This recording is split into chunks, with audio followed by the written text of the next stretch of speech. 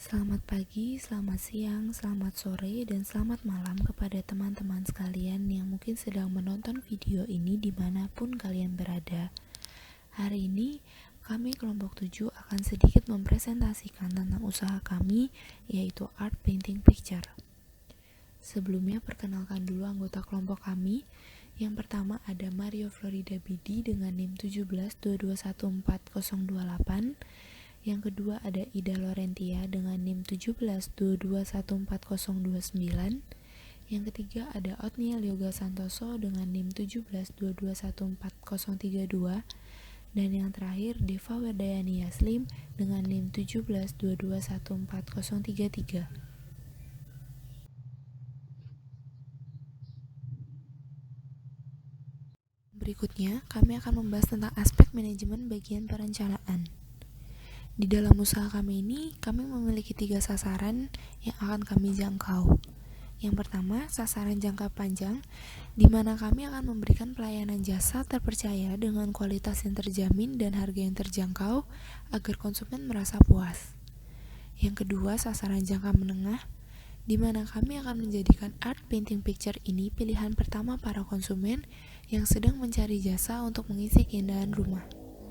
Dan yang ketiga, sasaran jangka pendek, di mana kami akan menarik perhatian para masyarakat tentang usaha jasa kami ini, dan kami berharap usaha kami dapat menjadi solusi bagi para konsumen yang sedang mencari keindahan seni. Yang selanjutnya kami akan membahas tentang pengorganisasian yang ada di dalam usaha kami. Karena usaha kami ini masih dinilai baru dan akan datang, maka kami menyusun struktur organisasi yang terdiri dari 4 orang. Yang pertama ada direktur, yang kedua ada manajer keuangan, yang ketiga ada manajer operasional, dan yang terakhir ada manajer pemasaran. Kami berharap jika usaha kami sukses, kami akan membuka lapangan pekerjaan bagi para pengangguran, agar usaha kami semakin banyak anggota dan semakin banyak divisi, dan berharap dengan kedepannya usaha kami menjadi lebih efektif dan semakin berkembang.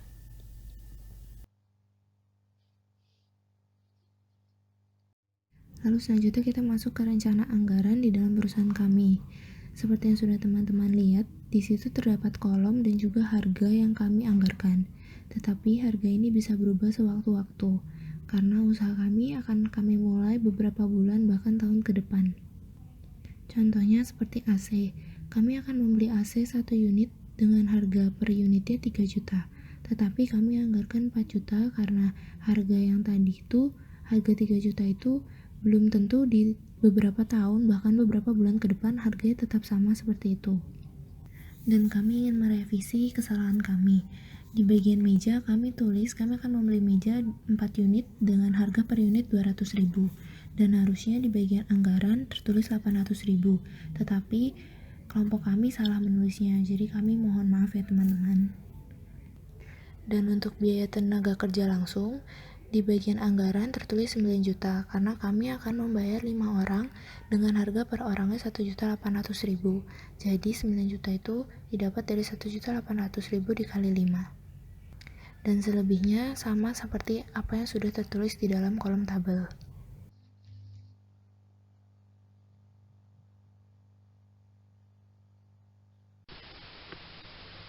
Sebelumnya kita sudah membahas tentang aspek manajemen di bab sebelumnya. Sekarang kita masuk ke bab berikutnya, yaitu dengan aspek sumber daya manusia.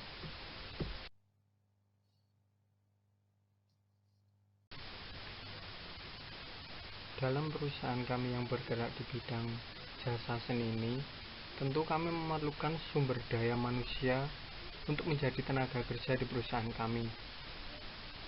Ada beberapa syarat atau prosedur yang akan kita lakukan atau tahapan bagaimana kita memilih calon karyawan atau tenaga kerja untuk menjadi karyawan di perusahaan kami. Ada 3 komponen, yaitu pertama rekrutmen, kedua seleksi, dan yang ketiga adalah orientasi.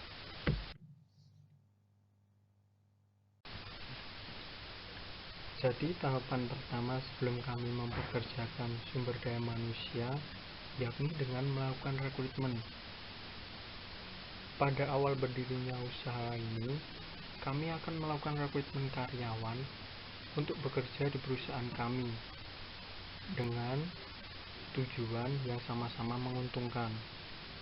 Rekrutmen kami infokan melalui sosial media, contohnya Instagram, Facebook, dan macam lainnya.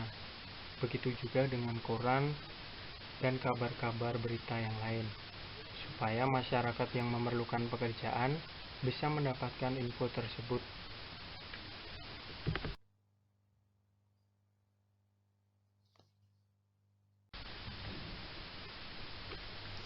Tahapan pertama di perusahaan kami sudah kami jelaskan di slide sebelumnya, yakni tentang rekrutmen.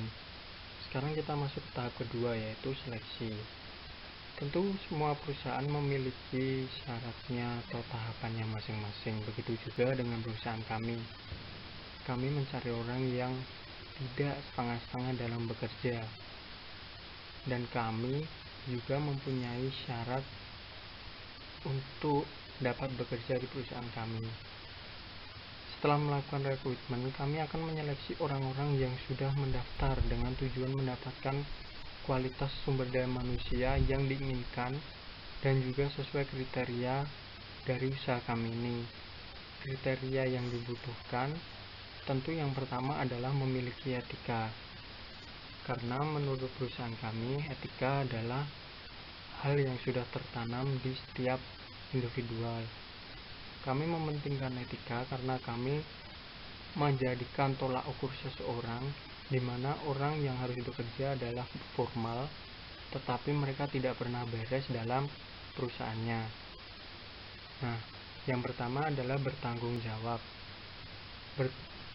Dapat bertanggung jawab dengan pekerjaan yang sudah diberikan oleh kami dan mengikuti prosedur yang sudah ditentukan, dan juga sudah disetujui bahwa sanggup dengan tugas yang diberikan, dan karyawan tidak meninggalkan tanggung jawab yang sudah diberikan. Lalu, ada bekerja sama dalam tim maupun individu. Jadi, setiap sumber daya manusia yang kami seleksi, mereka harus bisa bekerja sama dalam tim maupun individu, baik pekerjaan yang berat ataupun ringan. Lalu, disiplin. Disiplin dalam bekerja di sini yang dimaksud seperti datang tepat waktu, sesuai dengan jam yang ditentukan dan mengikuti aturan-aturan yang sudah ditetapkan. Lalu, kami juga menerapkan jujur. Jujur menurut kami juga itu bagian dari etika, karena itu sudah tertanam. Lalu ada mengikuti prosedur perusahaan. Jadi setiap sumber daya manusia harus mengikuti beberapa prosedur yang sudah ditentukan oleh perusahaan. Penyeleksian karyawan berdasarkan data yang diterima dan hasil wawancara dengan calon karyawan. Karyawan yang memenuhi kriteria yang sudah ditetapkan akan dapat bekerja di tempat kami.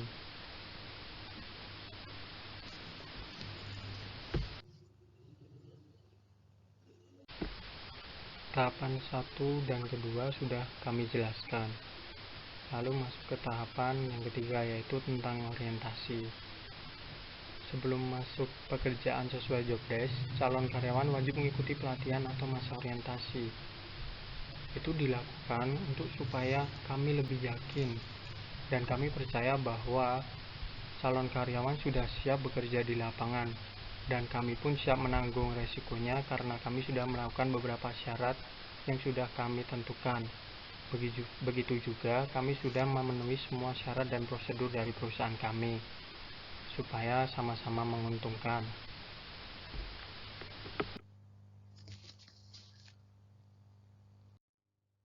Selanjutnya itu ada produktivitas. Nah, karyawan di perusahaan dituntut untuk bekerja optimal dan profesional, serta memberikan pelayanan yang sebaik mungkin kepada konsumen di perusahaan kami itu sendiri, sehingga meningkatkan citra perusahaan di mata konsumen dan loyalitas konsumen terhadap perusahaan kami.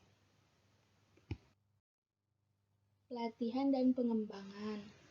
Nah, Untuk pelatihan di perusahaan kami dilakukan sekurang-kurangnya itu 6 bulan sekali.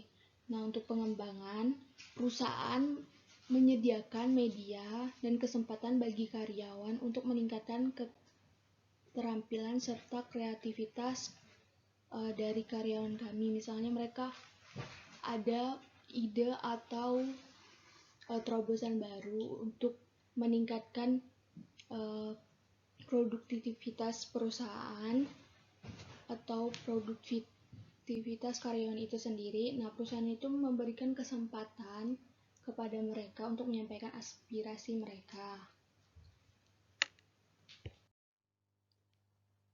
Selanjutnya, ada prestasi kerja. Nah, dalam hal ini perusahaan memberikan apresiasi kepada karyawan yang memiliki kinerja yang baik berupa bonus, serta mengadakan evaluasi kinerja karyawan sekurang-kurangnya 6 bulan sekali.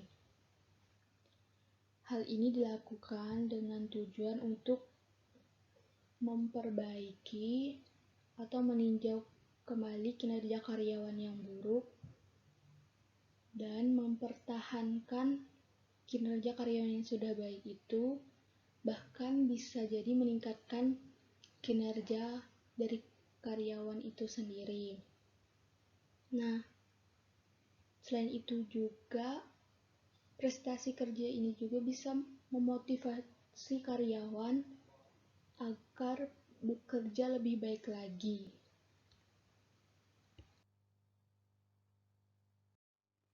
Nah, selanjutnya perusahaan kami juga memberikan kompensasi berupa gaji dan juga memberikan kepada karyawan kenaikan gaji apabila mereka memiliki kinerja yang baik. Selain itu, saat hari raya seperti hari raya Idul Fitri atau Natal, kami juga memberikan tunjangan. Nah, selanjutnya kami akan membahas mengenai keselamatan dan kesehatan kerja. Perusahaan kami itu mengikuti standar kesehatan dan keselamatan kerja yang telah ditentukan oleh pemerintah. Standar yang dimaksud adalah dalam Undang-Undang Nomor 1 Tahun 1970 tentang Keselamatan Kerja. Undang-undang ini mengatur dengan jelas tentang kewajiban pimpinan tempat kerja dan pekerja dalam melaksanakan keselamatan kerja. Dan yang kedua, perusahaan kami juga memberikan jaminan kesehatan berupa BPJS. Ini diberikan agar setiap karyawan itu merasa nyaman dan aman. Selanjutnya itu mengenai pemberhentian kerja. Pemberhentian kerja akan kami lakukan apabila karyawan itu melanggar peraturan atau kesepakatan yang telah kami buat sebelumnya. Misalnya, ada karyawan yang tidak masuk lebih dari 3 hari dan itu tanpa keterangan, maka kami akan membuat surat peringatan pertama. Dan apabila masih dilakukan kembali, kami akan memberikan surat peringatan yang kedua. Dan apabila surat peringatan pertama dan kedua itu masih dilanggar, maka kami akan memberikan surat pemberhentian kerja.